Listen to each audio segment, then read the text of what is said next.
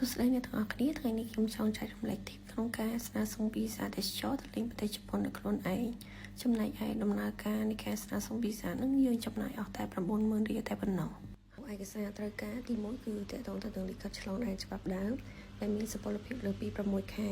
ទី2 itinerary ឬក៏យើងអាចហៅថាជាផែនការនៃការស្នាក់នៅនឹងដើរលេងរបស់យើងពេលទៅដល់ជប៉ុនទី3គឺឯកសារកត់សណ្ឋាគារដោយសារតែខ្ញុំ booking តាម app អញ្ចឹងគេមានចេញជា booking confirmation ដែលយើងអាចយកប្រើប្រាស់ដើម្បី apply visa នឹងបាន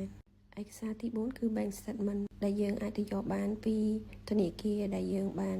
ដាក់តម្កល់លុយចំណែកទី5គឺរូបថតផ្ទៃសទំហំ 4x4 ឬក៏អ្នកទាំងអស់គ្នាពេលដែលទៅថតរូបនឹងអាចប្រាប់ជាងទៅថាយើង apply visa ទៅប្រទេសជប៉ុនអញ្ចឹងគេដឹងពីទំហំអី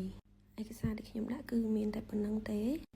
ខ្ញុំបានយកទៅដាក់ផ្ទាល់នៅស្ថានទូតជប៉ុនតែម្ដងបន្ទាប់ពីគេបានពិនិត្យឯកសារយើងថាមានគ្រប់គ្រាន់ហើយគឺគេឲ្យចុងស្លឹកមកយើងហើយត្រូវរងចាំរយៈពេល5ថ្ងៃដើម្បីដឹងលទ្ធផលថាយើងជាប់ឬធ្លាក់ហើយពេលដែលយើងទៅយកលទ្ធផលហ្នឹងគឺយើងត្រូវបង់ប្រាក់ចំនួន 90,000 រៀលត្រង់ចំណុចហ្នឹងខ្ញុំចង់បញ្ជាក់អ្នកទាំងអស់គ្នាដែរថាគេទទួលជាលុយសុទ្ធចំនួន 90,000 រៀលអញ្ចឹងយើង prepare ហើយទៅគឺគេអត់មានលុយអាប់ឲ្យយើងឬក៏យើងអាច pay តាម app ធនាគារអីទេ